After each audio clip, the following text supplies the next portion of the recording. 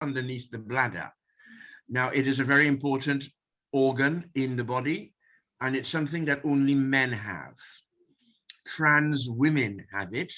Non-binary people who were assigned male at birth have it, and some intersex people. Now, when we go through the list, first of all, a woman will not have a prostate, nor would she ever have the problem with prostate cancer.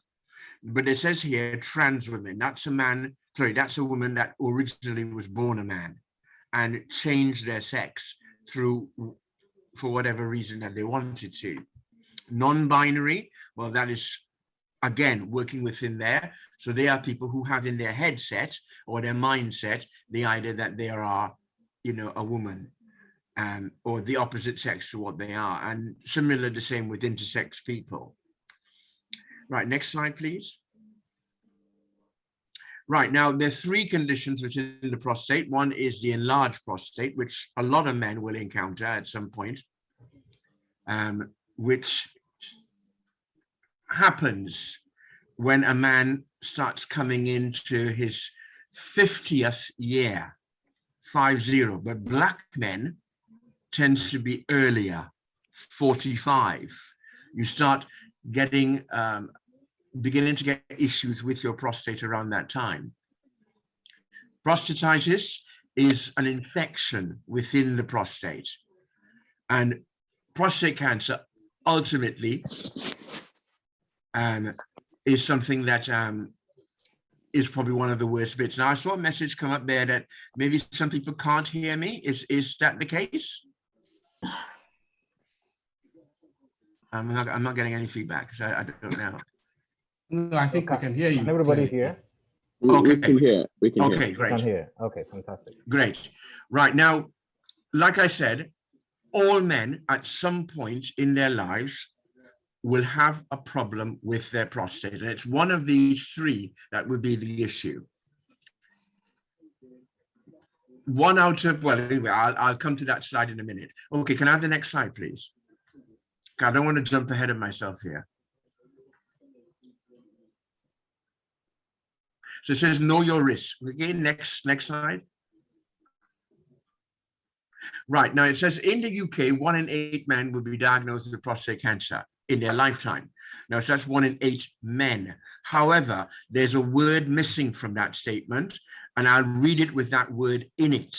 And it says in the UK, 1 in 8 white men will be diagnosed with prostate cancer. There's a sentence that's missing there, which is this. In the UK, 1 in 4 black men will be diagnosed with prostate cancer in their lifetime. So the ratio changes with ethnicity. Why that is so, we really don't know. That is something that we are working on right now to try and find out why it is that African Caribbean men are so greatly affected by this, because it's something that there isn't anything that gives us that information. Now, in the slide at the bottom, it says age 50 or over, but for black men, it's 45 and over.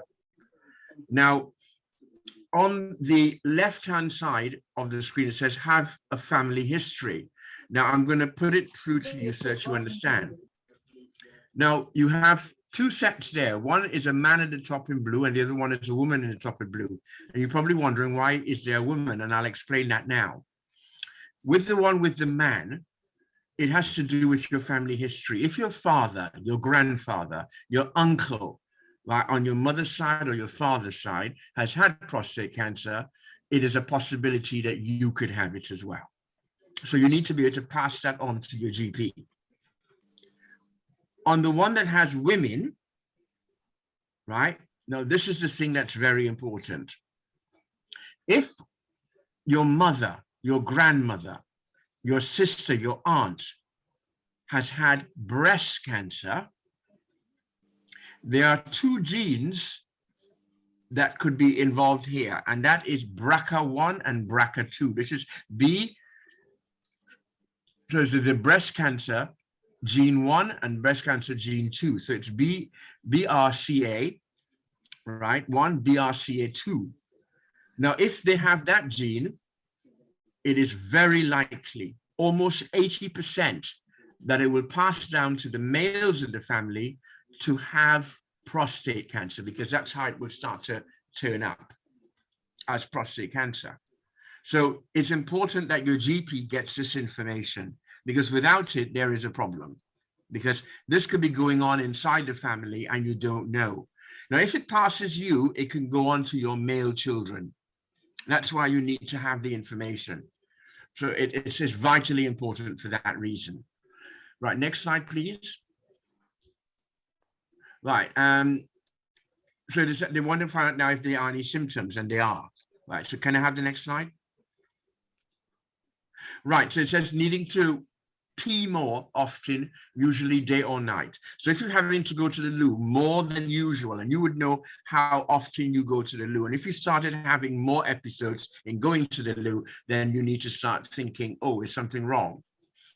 Difficulty starting to wee. So if you go and you know you want to wee, but then you can't wee, that's a problem. So you need to start talking to your GP. Straining or taking a long time to finish weeing. A weak flow, feeling that you haven't emptied your bladder properly, needing to rush to pee, sometimes leaking before you reach the toilet, dribbling urine after you finish weeing. I'm going to explain this here. That started happening to me on a regular basis. So I thought this is quite embarrassing, because you know when you actually are about a few feet away from your door and suddenly you cannot hold your wee at all, and it starts coming whether you want it or not. And you can't make the loo fast enough. And sometimes you don't even make it because you start weeing. So what I've taken to do now is I wear black. If you start to wee, it doesn't show in black trousers. Any other color, it will show. So, and I've had this experience several times that have happened to me. So I started wearing darker clothes so that if anything were to happen, that would not impact on me. Next slide, please. But most men will not have early symptoms. Sometimes it's silent. It's growing silently within your body. Next slide, please. So they want you to take action. Okay, next slide. So if you have a family history of prostate cancer, or you're black, or you're in a high risk group, like for instance, your mom has had breast cancer and so on, then you need to talk to your GP and you need to ask for a PSA blood test. That is prostate specimen antigen. Now, in that blood test, they're looking for the antigens in the blood. And this tells you whether there is a problem or not. Now, in a man who is in from 50 years and upwards, the PSA level, a normal level is 0.8. For a guy under 50, it's 0.4. Right, so let me repeat that again. 0.8 for a man who's over 50, 0.4 for a man who's under. Okay, go on. Next slide. So it says, if you're at high risk of cancer, you can speak to your GP about the pros and cons of a PSA test. Right, don't get fubbed off by your GP, okay? You need to tell them, this is my age, I have a history, there's something in my family, or no, there's not, I am black. That's big enough information alone, and I'm in this age group, I need a PSA test, okay? Now you can ring the number that's there, right, the 0800 074 8383, and ask for the specialist nurse. That is the Prostate Cancer UK helpline, and you can ask for a specialist nurse. Now that's very important, and I'm going to come back to that. Okay, next slide. So we have a checklist on our website, and it only takes you about 30 seconds. And after that, you can work out whether or not you should be talking to your GP. Next question, next slide. Right. Now, with COVID-19, lots of GP practices are not seeing face-to-face, but you cannot have a PSA test over the phone. This is something you've got to go in and get. Right, so this is a face-to-face appointment. This is really important. Next slide. Okay. Right. So let me leave any questions for a while. So that's the end of my presentation there. So let me now talk about me. Now, in